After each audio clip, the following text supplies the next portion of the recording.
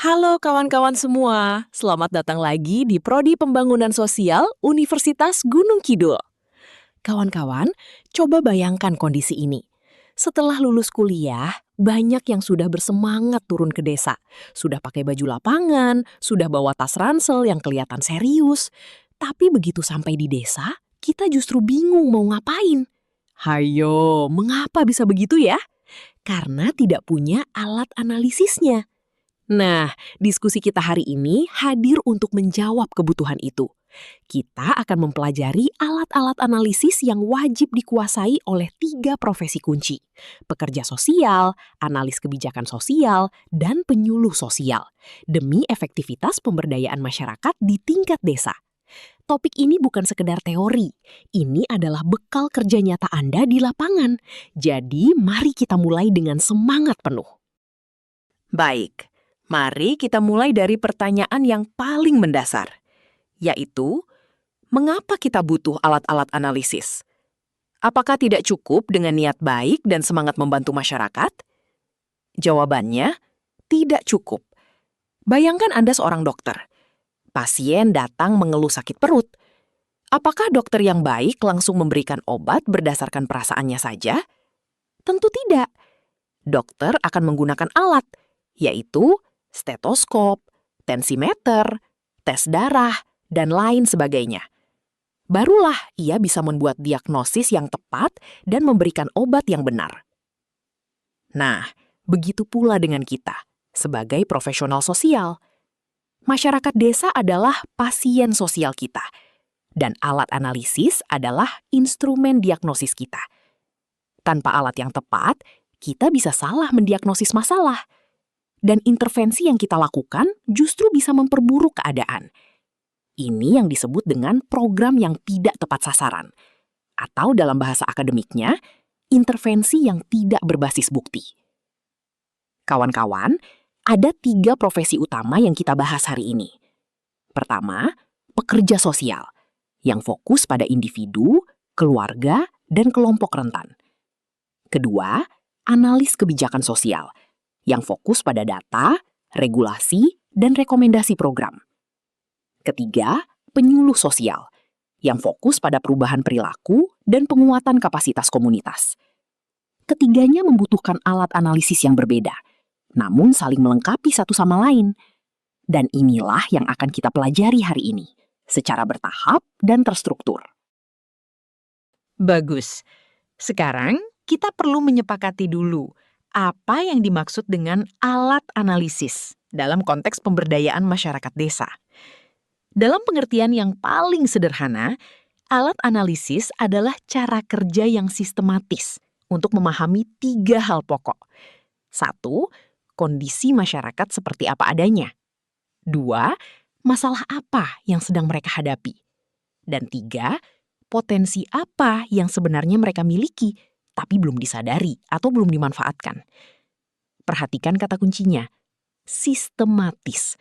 Artinya tidak asal-asalan, tidak berdasarkan kesan pertama, tidak berdasarkan cerita satu orang saja, melainkan berdasarkan proses pengumpulan dan pengolahan informasi yang terstruktur. Analoginya begini, alat analisis itu seperti lensa kamera. Ketika memotret pemandangan desa, maka tanpa lensa yang tepat, fotonya akan buram, gelap, atau tidak fokus. Tapi dengan lensa yang tepat, maka Anda bisa menangkap detail yang tidak terlihat oleh mata biasa. Itulah fungsi alat analisis, membuat yang tidak terlihat menjadi terlihat, dan yang terlihat menjadi bermakna. Dan satu hal lagi, alat analisis bukan sekedar lembar kuesioner yang diisi lalu dilupakan. Alat analisis adalah kerangka berpikir. Ia membentuk cara Anda melihat, cara Anda bertanya, dan cara Anda mengambil keputusan di lapangan. Inilah yang membedakan profesional sosial dari relawan biasa yang hanya datang dengan semangat baik. Mari kita masuk ke alat analisis pertama yang wajib kita kuasai, yaitu SWOT analisis atau analisis kekepan, analisis kekuatan, kelemahan, peluang, dan ancaman. SWOT adalah singkatan dari 4 kata dalam bahasa Inggris. Dari sisi internal ada strengths, artinya kekuatan, dan weaknesses yang artinya kelemahan. Ingat juga bahwa ketiadaan kekuatan adalah kelemahan kita. Lalu dari faktor eksternal ada opportunities, artinya peluang, dan threats, yang artinya ancaman. Nah, keempat elemen ini membentuk gambaran menyeluruh tentang kondisi suatu komunitas atau program. Mari saya jelaskan dengan cara yang sangat mudah. Bayangkan Anda seorang pelatih sepak bola. Sebelum pertandingan, Anda tentu harus tahu apa kekuatan tim Anda sendiri.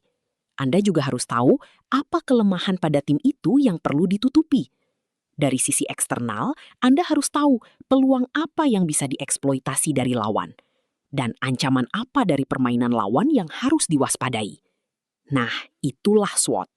Bedanya, tim kita adalah komunitas desa dan lapangan pertandingan kita adalah realitas sosial ekonomi di desa. Dalam konteks desa di Gunung Kidul misalnya, kekuatan bisa berupa adanya gotong royong yang masih kuat dan keberadaan BUMDes yang aktif. Kelemahan bisa berupa akses air bersih yang terbatas karena karst atau tingkat pendidikan warga yang masih rendah.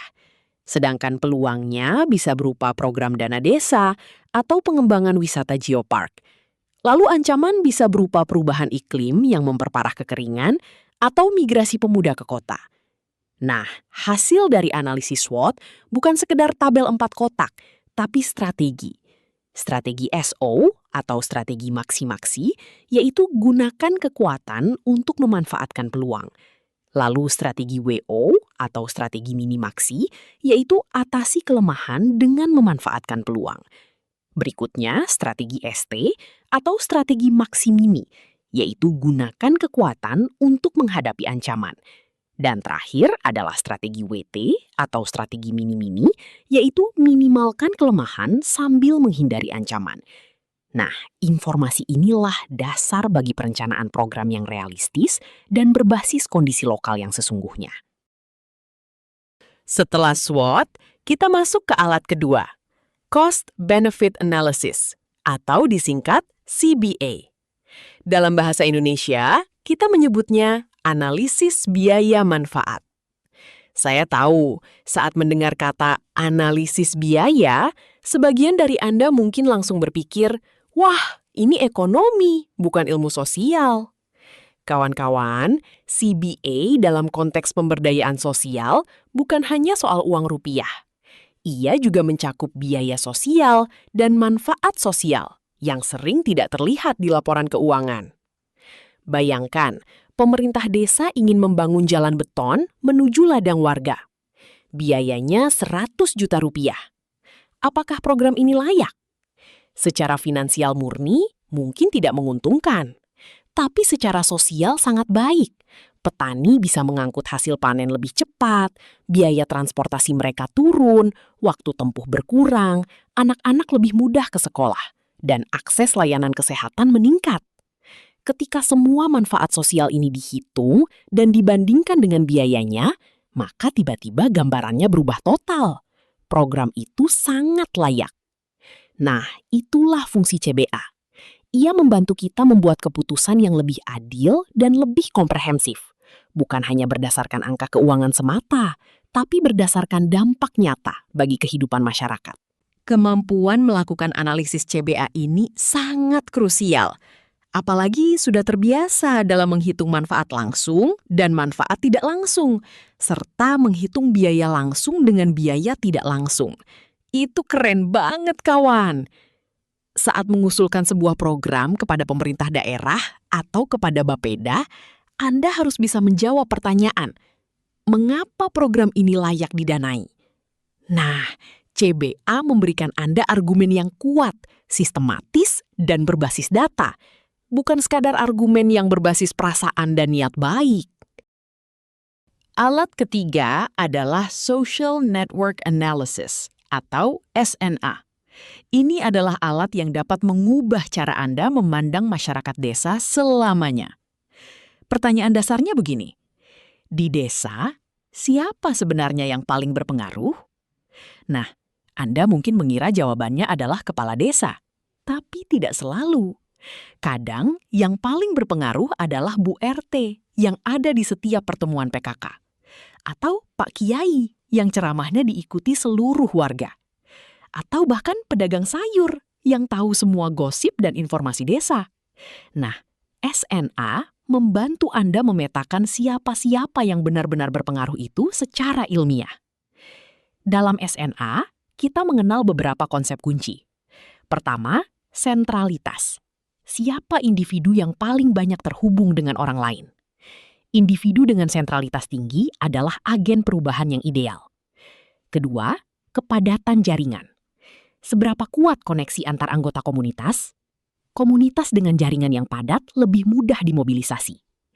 Ketiga, jembatan sosial. Siapa individu yang menghubungkan kelompok-kelompok berbeda? Individu jembatan ini sangat strategis untuk penyebaran informasi lintas kelompok.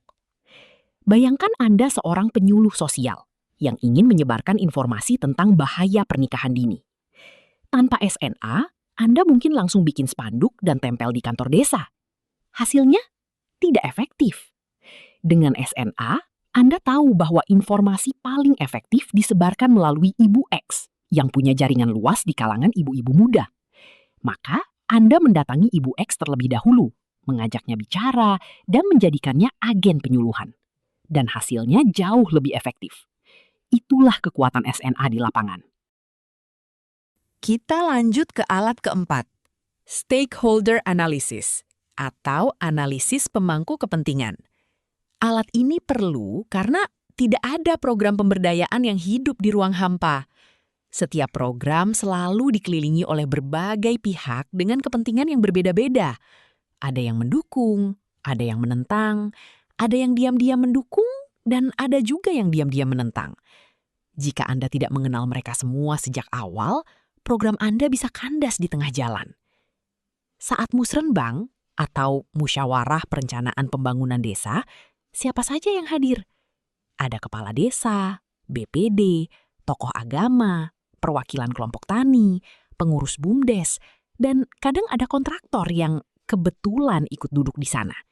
Semuanya adalah stakeholder, dan semuanya punya kepentingan yang berbeda terhadap program yang diusulkan. Dalam stakeholder analysis, kita memetakan mereka dalam dua dimensi. Dimensi pertama adalah tingkat kepentingan. Seberapa besar program ini mempengaruhi kehidupan mereka? Dimensi kedua adalah tingkat pengaruh. Seberapa besar kemampuan mereka untuk mendukung atau menggagalkan program? Dari pemetaan ini, muncul 4 kuadran strategis. Stakeholder dengan kepentingan tinggi dan pengaruh tinggi harus dikelola secara aktif dan dekat. Stakeholder dengan pengaruh tinggi tapi kepentingan rendah harus tetap dijaga kepuasannya. Stakeholder dengan kepentingan tinggi tapi pengaruh rendah harus selalu diberi informasi. Dan stakeholder dengan keduanya rendah cukup dipantau saja. Ini bukan manipulasi. Ini adalah manajemen relasi yang profesional dan etis. Karena dalam pemberdayaan masyarakat, membangun koalisi dukungan adalah keterampilan yang sama pentingnya dengan memahami masalah sosialnya. Sekarang kita masuk ke bagian yang lebih khusus untuk pekerja sosial. Kita mulai dengan genogram. Genogram adalah peta keluarga. Bukan sekedar pohon silsilah keturunan seperti yang biasa kita buat untuk tugas sekolah. Genogram jauh lebih kaya dari itu. Ia menampilkan tidak hanya siapa menikah dengan siapa dan siapa anak siapa, tapi juga bagaimana kualitas hubungan antar anggota keluarga. Apakah hubungannya dekat, renggang, penuh konflik, atau terputus? Dan lebih dari itu, apakah ada pola masalah yang berulang lintas generasi? Simak contoh berikut ini. Seorang pekerja sosial menangani kasus seorang anak yang sering membolos sekolah dan terlibat kenakalan remaja. Kalau hanya melihat si anak, solusinya mungkin konseling individu atau sanksi dari sekolah. Tapi saat pekerja sosial membuat genogram keluarganya, terungkap fakta yang mengejutkan. Ayahnya juga dulu putus sekolah di usia yang sama. Kakek dari pihak ayah juga tidak pernah menyelesaikan pendidikan dasar. Dan ada pola kekerasan dalam rumah tangga yang berulang dari generasi ke generasi. Nah, tiba-tiba masalah anak nakal berubah menjadi masalah disfungsi keluarga lintas generasi. Dan solusinya pun berubah secara fundamental. Bukan hanya konseling anak, tapi intervensi keluarga yang komprehensif. Inilah kekuatan genogram. Ia mengajarkan pekerja sosial untuk tidak terjebak pada gejala permukaan. Selalu tanya, pola apa yang bersembunyi di balik masalah yang tampak? Akar masalah ada di mana? Dan siapa saja yang terlibat dalam sistem yang menciptakan masalah ini? Alat berikutnya adalah kultogram. Nama ini mungkin terdengar asing, tapi konsepnya sangat penting dan relevan dengan realitas lapangan kita di desa. Kultogram adalah alat untuk memetakan identitas budaya klien secara sistematis. Mengapa ini penting? Karena sebagai pekerja sosial, Anda akan bekerja dengan orang-orang yang memiliki latar belakang budaya yang mungkin sangat berbeda dari Anda sendiri. Dan jika Anda tidak memahami latar belakang budaya mereka, Anda bisa tanpa sadar menyinggung, menyalahkan, atau bahkan memperburuk keadaan mereka.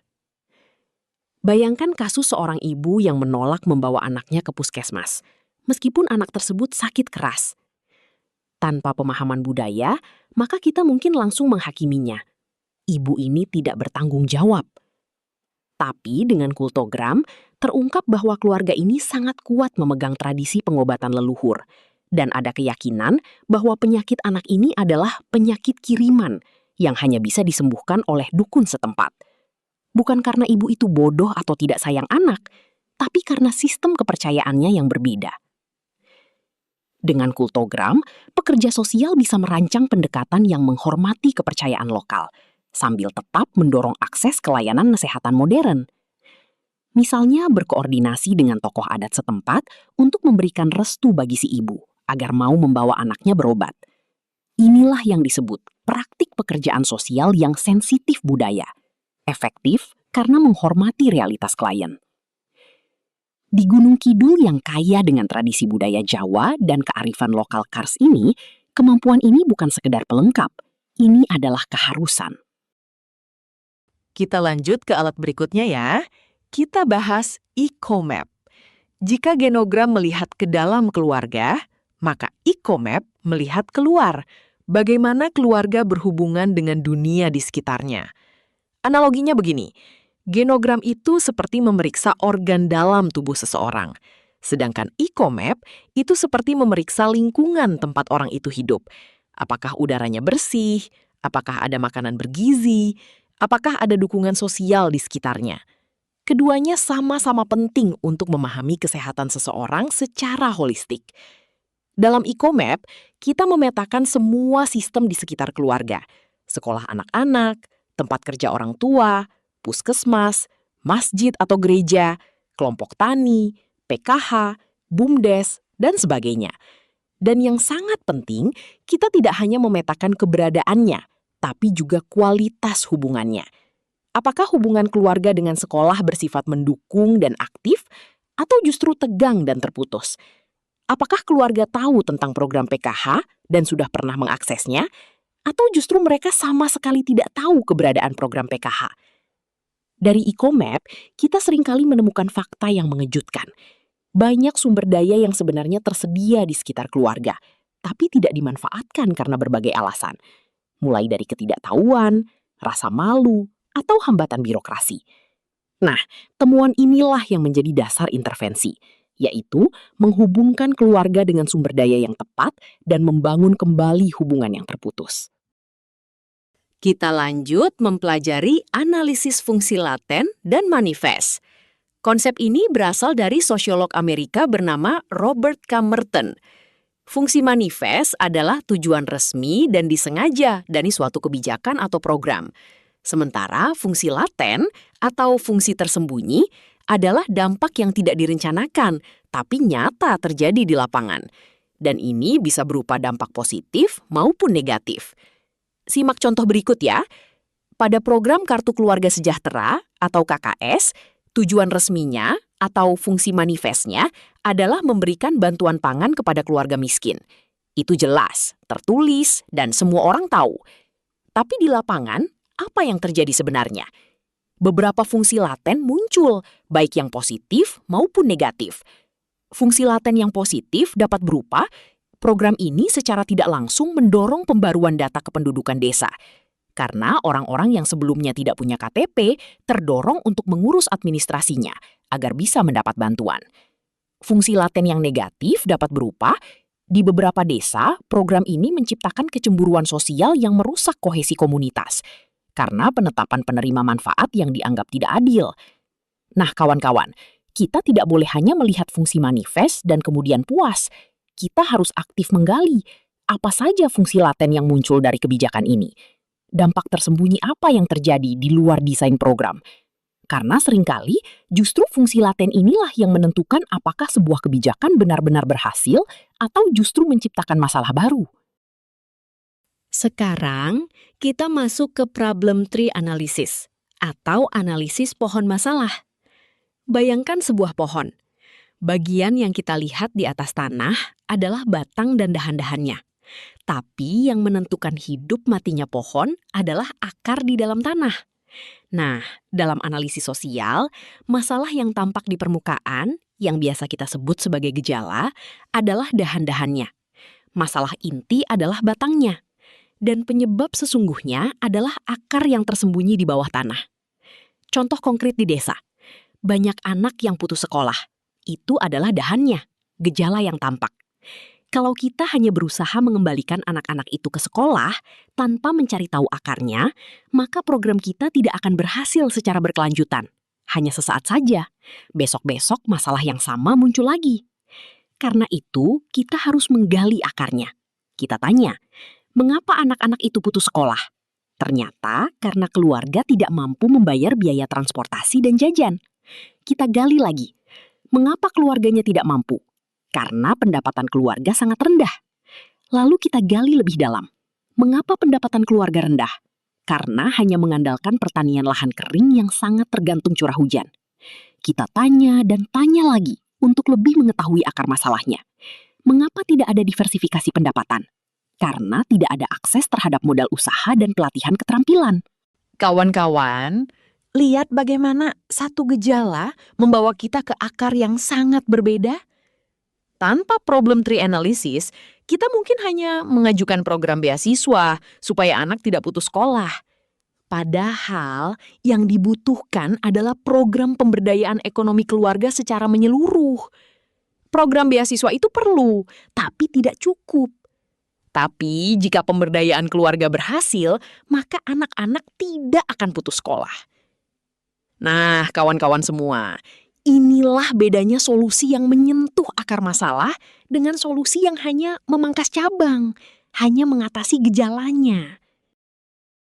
Setelah problem tree analysis, sekarang kita membahas logical framework analysis yang sering disebut log frame. Teman-teman, analisis pohon masalah yang telah kita pelajari tadi sangat berkaitan dengan log frame ini. Dan kedua alat analisis itu wajib dikuasai seorang calon profesional seperti kita. Log frame pada dasarnya adalah cetak biru sebuah program intervensi. Ia menjawab 4 pertanyaan fundamental. Pertanyaan pertama, apa tujuan jangka panjang yang ingin dicapai? Jawabannya kita sebut sebagai rumusan goal. Pertanyaan kedua, apa tujuan spesifik program ini? Ini untuk rumusan purpose. Pertanyaan ketiga, apa keluaran konkret yang akan dihasilkan? Yang kita sebut sebagai outputs. Dan keempat, apa saja kegiatan yang harus dilakukan untuk menghasilkan keluaran tersebut? Yang membuat log frame sangat powerful adalah bahwa setiap level harus memiliki indikator yang spesifik dan terukur. Bukan indikator yang samar seperti masyarakat lebih sejahtera, tapi indikator yang spesifik. Misalnya, angka putus sekolah di desa X turun sebesar 30% dalam 2 tahun. Atau pendapatan rata-rata keluarga penerima manfaat meningkat 15% dalam 18 bulan. Kenapa ini penting? Karena tanpa indikator yang jelas, Anda tidak bisa tahu apakah program Anda berhasil atau tidak. Dan jika Anda tidak bisa membuktikan keberhasilan program, maka tidak ada donor atau pemerintah yang mau mendanai program berikutnya. Log frame adalah bahasa universal yang digunakan oleh lembaga donor internasional, NGO, dan pemerintah untuk memastikan bahwa uang rakyat digunakan secara efektif dan dapat dipertanggungjawabkan. Kita lanjut membahas Participatory Rural Appraisal, disingkat PRA. PRA adalah pendekatan yang lahir dari kritik terhadap cara lama riset pembangunan. Di cara lama, peneliti atau konsultan dari kota datang ke desa, mengamati, mencatat, lalu pergi dan membuat laporan. Masyarakat hanya menjadi objek yang diamati. Tapi metode PRA membalik logika ini secara radikal. Dalam PRA, masyarakat sendirilah yang menganalisis kondisi mereka sendiri. Peneliti hanya berperan sebagai fasilitator, bukan sebagai ahli yang tahu segalanya. Prinsip dasarnya sangat kuat. Masyarakat adalah ahli tentang kehidupan mereka sendiri. Tidak ada yang lebih tahu tentang kapan musim kemarau paling berat di Gunung Kidul atau di mana sumber air masih ada di bulan Agustus selain warga desa itu sendiri. Mereka berpengalaman atas kehidupan mereka sendiri. PRA menggunakan berbagai alat yang sangat kreatif. Ada pemetaan komunitas, di mana warga bersama-sama menggambar peta desa mereka sendiri dengan tangan, lalu mendiskusikan apa yang ada dan apa yang kurang. Ada Transect Walk, yaitu berjalan bersama melalui berbagai zona geografis desa untuk mengamati langsung kondisi tanah, air, dan vegetasi. Ada kalender musim yang memetakan aktivitas ekonomi dan sosial sepanjang tahun.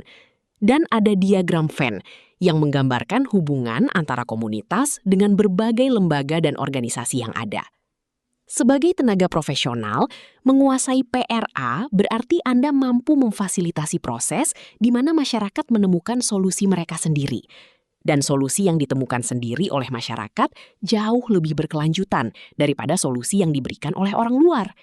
Karena masyarakat punya rasa memiliki, maka mereka punya tanggung jawab untuk mempertahankannya.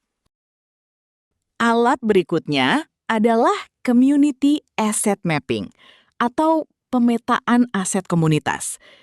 Ini adalah alat yang memiliki filosofi yang berbeda secara mendasar dari kebanyakan pendekatan pembangunan konvensional. Pendekatan konvensional selalu bertanya, apa masalah desa ini? Apa kekurangannya? Apa yang tidak ada? Pendekatan konvensional ini disebut needs-based approach atau pendekatan berbasis kebutuhan atau masalah. Dan ia sering tanpa disadari memperkuat narasi bahwa desa adalah tempat yang kekurangan, tempat bagi warga miskin, dan tempat bagi yang tidak berdaya. Narasi yang melemahkan ini secara perlahan merusak kepercayaan diri masyarakat terhadap kemampuan mereka sendiri. Nah, alat yang bernama Community Asset Mapping ini membalik pertanyaan itu. Ia bertanya, apa yang sudah ada di desa ini? Aset apa yang dimiliki komunitas ini? Dan aset di sini bukan hanya aset fisik seperti sawah, jalan, atau gedung balai desa. Ada 4 jenis aset yang dipetakan. Pertama, aset fisik, yaitu tanah, air, infrastruktur, dan sumber daya alam. Di Gunung Kidul, ini termasuk lanskap karst yang unik, gua-gua, dan pantai-pantai yang indah.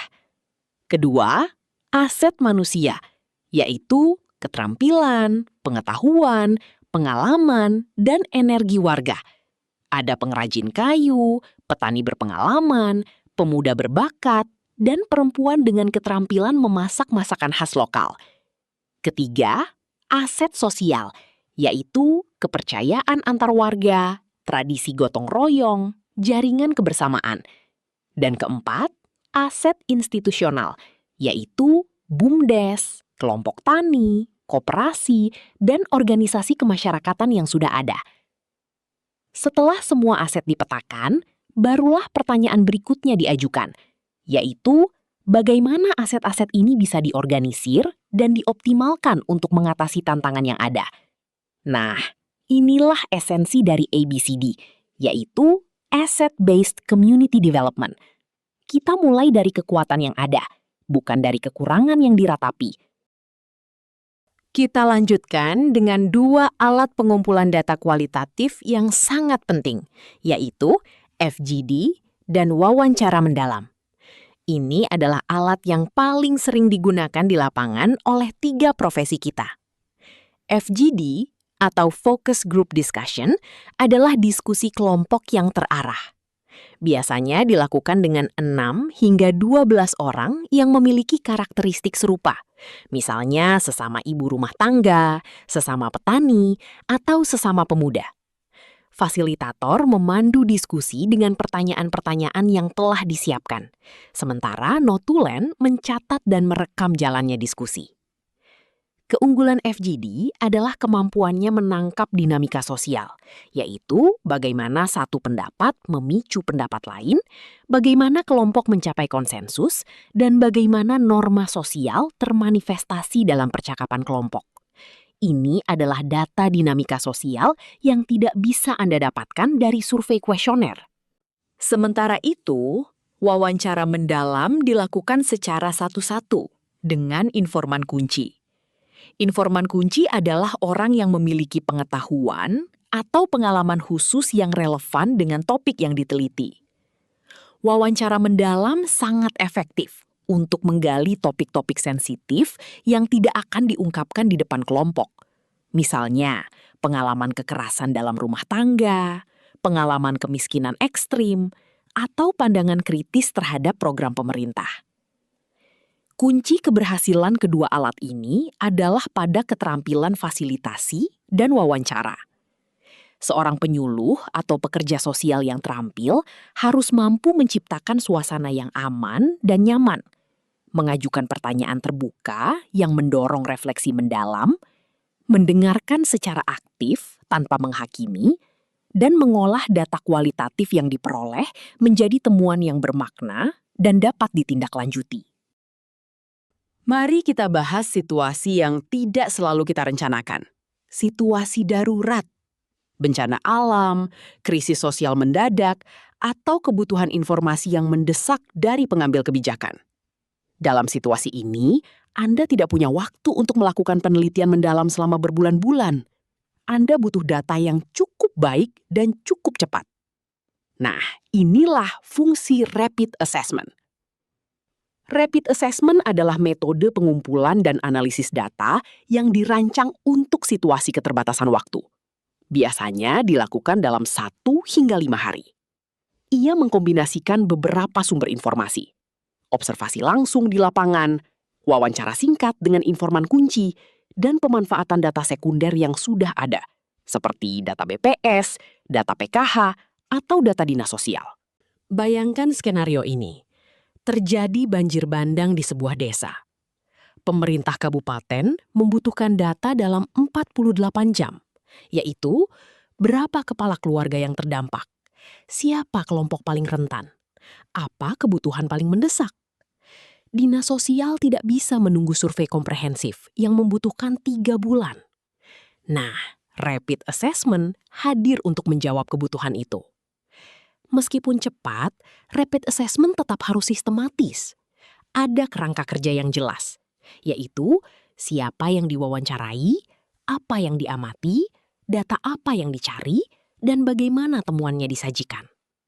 Karena keputusan yang dibuat berdasarkan rapid assessment bisa menentukan siapa yang mendapatkan bantuan lebih dulu. Ini adalah tanggung jawab yang sangat besar. Alat berikutnya adalah monitoring dan evaluasi, yang sering disingkat MNI. Ini adalah alat yang menutup siklus program, dari perencanaan, pelaksanaan, hingga penilaian hasil. Ada banyak orang yang berpikir bahwa saat program telah diluncurkan, maka pekerjaan selesai. Ini salah besar. Justru setelah program berjalan, maka pekerjaan analisis yang sesungguhnya baru dimulai. Anda perlu terus memantau, yaitu apakah kegiatan berjalan sesuai rencana? Apakah target kelompok sasaran benar-benar terjangkau? Apakah ada kendala yang tidak diantisipasi? Inilah monitoring. Dan di akhir program, evaluasi menjawab pertanyaan yang lebih besar, yaitu apakah program ini menghasilkan perubahan nyata? Apakah masyarakat benar-benar menjadi lebih berdaya? Apakah dampaknya berkelanjutan setelah program berakhir? Kawan-kawan, monitoring itu seperti navigator yang terus memeriksa kompas dan memeriksa posisi kapal setiap jam. Apakah kita masih di jalur yang benar? Sementara, evaluasi itu seperti review di akhir perjalanan. Apakah kita sudah sampai di tujuan yang benar? Termasuk menarik pelajaran yang bisa diambil untuk pelayaran berikutnya. Dalam konteks program desa, MNI sangat penting karena dana yang digunakan adalah uang publik, baik dari APBN melalui dana desa maupun dari APBD. Ada kewajiban akuntabilitas kepada masyarakat. Dan lebih dari itu, ada kewajiban etis, yaitu jika program tidak efektif, maka kita tidak boleh terus menjalankannya hanya karena sudah terlanjur dimulai. Kita harus berani mengubah arah berdasarkan temuan monitoring dan evaluasi. Setelah MNI konvensional, kita perlu mengenal variasinya yang lebih canggih dan lebih demokratis, yaitu participatory monitoring atau pemantauan partisipatif. Dalam MNI konvensional, yang melakukan monitoring biasanya adalah tim evaluator dari luar, konsultan, staf dinas, atau peneliti. Masyarakat hanya menjadi informan yang diwawancarai. Metode participatory monitoring mengubah peran ini secara fundamental.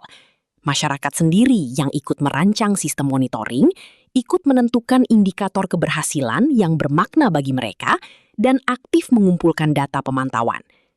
Mengapa ini penting? Bayangkan program pembangunan jalan desa.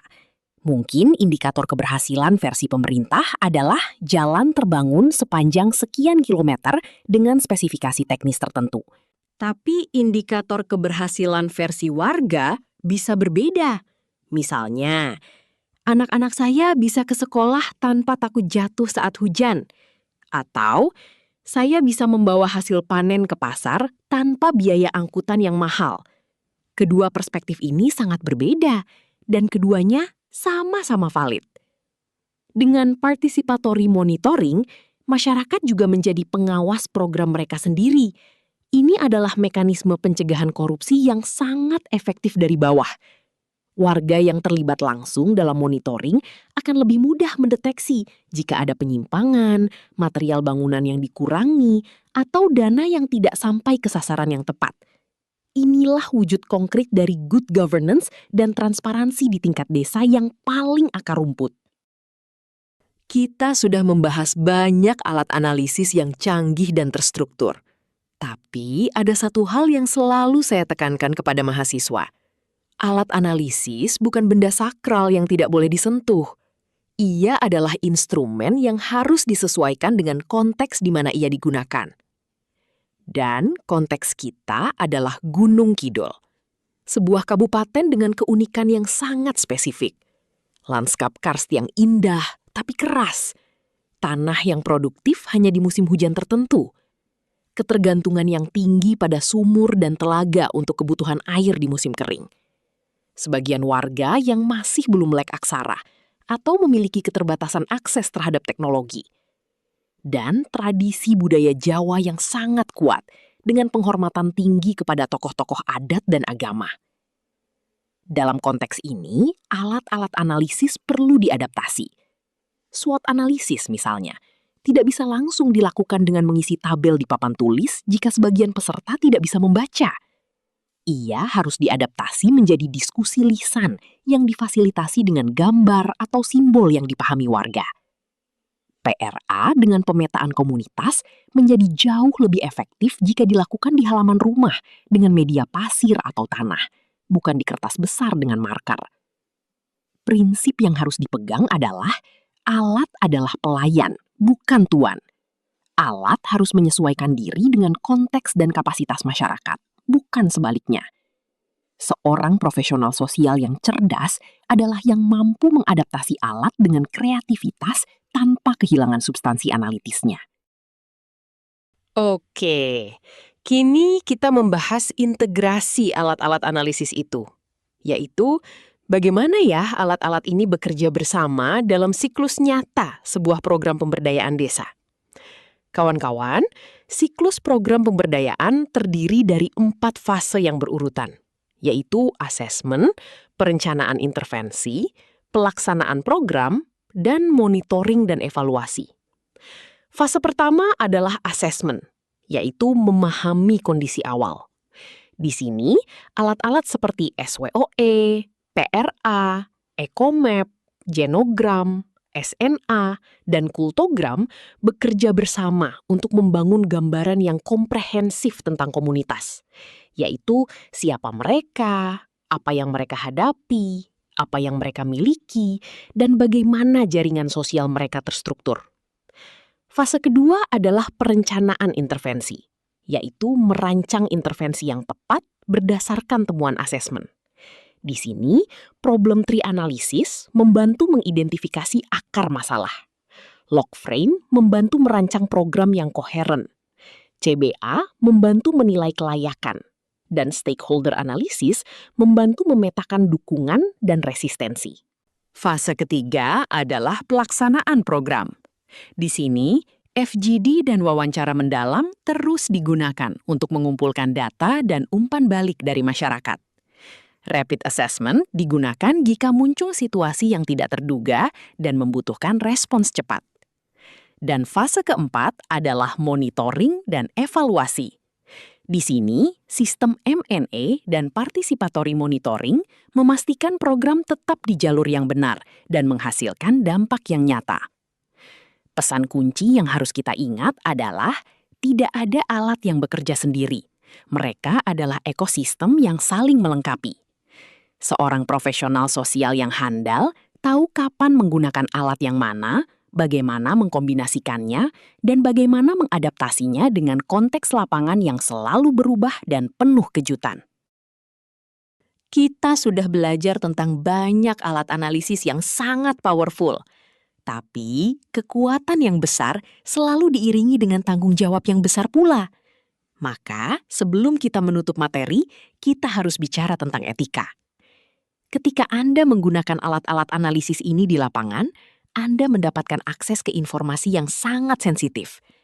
Genogram mengungkap sejarah gelap keluarga. Wawancara mendalam mengungkap pengalaman trauma pribadi. SNA mengungkap struktur kekuasaan tersembunyi di komunitas. CBA mengungkap prioritas anggaran yang mungkin bersifat politis. Semua informasi ini sangat berharga dan sangat rawan disalahgunakan. Ada 3 prinsip etika yang wajib Anda pegang sepanjang karir Anda. Pertama, informed consent. Setiap orang yang Anda ajak berpartisipasi dalam proses analisis harus memahami dengan jelas untuk apa data mereka akan digunakan. Dan mereka harus memberikan persetujuan secara sadar dan bebas. Bukan persetujuan karena takut, bukan karena tidak tahu. Kedua, kerahasiaan data. Informasi yang bersifat personal dan sensitif harus dijaga kerahasiaannya. Anda tidak boleh menceritakan kisah seseorang kepada orang lain tanpa izin, bahkan dalam konteks akademik sekalipun. Ketiga, do no harm. Setiap alat yang Anda gunakan harus dipastikan tidak membahayakan atau menyakiti peserta, baik secara fisik, psikologis, maupun sosial. Jika proses analisis Anda berpotensi membuka luka lama atau menciptakan konflik baru di komunitas, Anda harus berhenti dan mengevaluasi ulang pendekatan Anda. Dan satu prinsip terakhir yang harus dipegang teguh adalah Anda adalah wali data masyarakat, bukan pemiliknya. Data itu milik masyarakat. Temuan analisis Anda harus dikembalikan kepada mereka dalam bahasa dan format yang mereka pahami, agar mereka bisa menggunakannya untuk kepentingan mereka sendiri.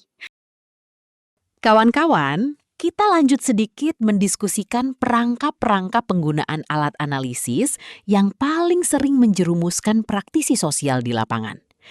Perangkap pertama adalah tool worship atau pemujaan alat. Ini terjadi ketika seseorang menggunakan alat tertentu bukan karena alat itu paling tepat untuk situasinya, tapi karena alat itu yang paling ia kenal atau karena alat itu sedang tren. Ingat, alat adalah pelayan, bukan tuan. Perangkap kedua adalah data paralysis atau kelumpuhan data. Ini terjadi ketika Anda sudah mengumpulkan begitu banyak data dari begitu banyak alat hingga Anda tidak tahu mana yang paling penting dan tidak bisa mengambil keputusan. Prinsip Pareto berlaku di sini. Fokuslah pada 20% data yang paling menentukan 80% kesimpulan Anda. Perangkap ketiga adalah confirmation bias atau bias konfirmasi. Ini adalah perangkap yang paling berbahaya dan paling sulit disadari. Ia terjadi ketika Anda sudah memiliki asumsi awal tentang kondisi masyarakat dan tanpa sadar Anda mengumpulkan hanya data yang membenarkan asumsi tersebut. Solusinya, selalu aktif mencari bukti yang bertentangan dengan asumsi Anda. Perangkap keempat adalah extractive research. Ini terjadi ketika peneliti atau praktisi datang ke desa, mengambil semua data yang dibutuhkan, lalu pergi tanpa pernah kembali dan tanpa pernah berbagi temuan dengan komunitas yang sudah membantu mereka. Ini tidak hanya tidak etis, tapi juga merusak kepercayaan masyarakat terhadap semua program pemberdayaan berikutnya. Dan perangkap kelima adalah oversimplification, yaitu memaksakan realitas yang kompleks ke dalam kategori yang terlalu sederhana. Masyarakat desa adalah sistem yang sangat kompleks. Jangan pernah menyimpulkan bahwa masalah desa hanya memiliki satu penyebab, atau bahwa satu program bisa menyelesaikan semua masalah sekaligus. Sebelum kita sampai ke narasi penutup, ada satu hal yang tidak boleh kita lewatkan. Bagaimana alat-alat analisis ini akan berevolusi di era digital yang terus berkembang dengan sangat cepat. Hari ini, data tentang kondisi masyarakat desa semakin banyak tersedia dalam format digital. Ada DTKS, yaitu Data Terpadu Kesejahteraan Sosial, yang berisi data seluruh keluarga penerima program sosial. Ada SIPD, yaitu Sistem Informasi Pemerintahan Daerah, yang berisi data administrasi dan keuangan desa. Ada Satu Data Indonesia, yang mengintegrasikan berbagai sumber data pemerintah. Semua ini adalah sumber daya analisis yang luar biasa, jika Anda tahu cara menggunakannya. Lebih dari itu, ada teknologi yang semakin terjangkau, seperti Geographic Information System atau GIS, yang memungkinkan Anda membuat peta digital kondisi sosial ekonomi desa dengan presisi yang sangat tinggi. Ada analisis media sosial yang bisa membantu penyuluh sosial memahami sentimen dan kebutuhan komunitas yang aktif di platform digital. Dan ada pendekatan big data yang memungkinkan analis kebijakan mengidentifikasi pola dan tren yang tidak terlihat dengan analisis konvensional. Namun, harus kita tekankan satu hal yang sangat penting, yaitu teknologi digital adalah alat bantu, bukan pengganti. Empati, kepercayaan, dan relasi manusiawi yang tulus tetap menjadi fondasi dari semua pekerjaan sosial yang bermakna.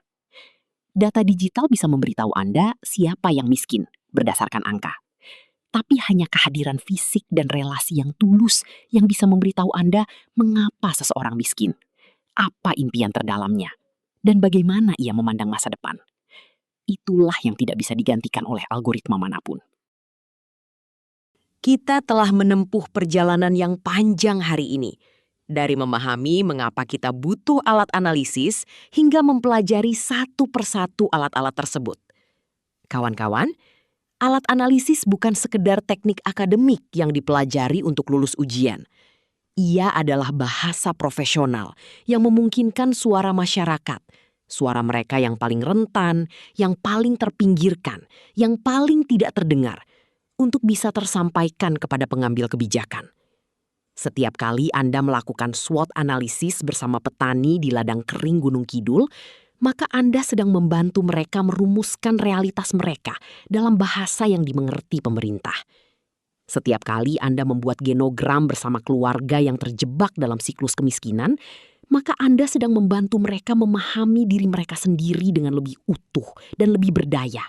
Dan satu hal yang harus selalu kita ingat kuat, pemberdayaan yang sejati tidak terjadi saat kita memberikan solusi kepada masyarakat. Pemberdayaan yang sejati terjadi ketika masyarakat menemukan kekuatannya sendiri, dengan sedikit bantuan, panduan dari kita. Tugas kita bukan menjadi pahlawan. Tugas kita adalah menjadi cermin, yang membantu masyarakat melihat potensi mereka yang selama ini tersembunyi, dan menjadi jembatan yang menghubungkan potensi itu dengan sumber daya dan peluang yang ada. Maka, tugas kita sekarang sangat jelas. Mulailah dari hari ini. Pilih satu alat analisis yang paling menarik perhatian Anda dari semua yang kita pelajari hari ini. Pelajari lebih dalam, coba terapkan dalam kehidupan sehari-hari Anda, bahkan di lingkungan kos atau asrama sekalipun. Amati komunitas di sekitar kita dengan mata seorang profesional.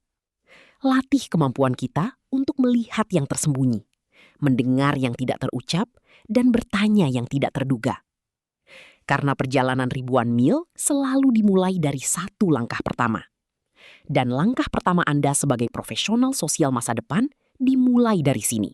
Hari ini, di Universitas Gunung Kidul yang kita cintai bersama.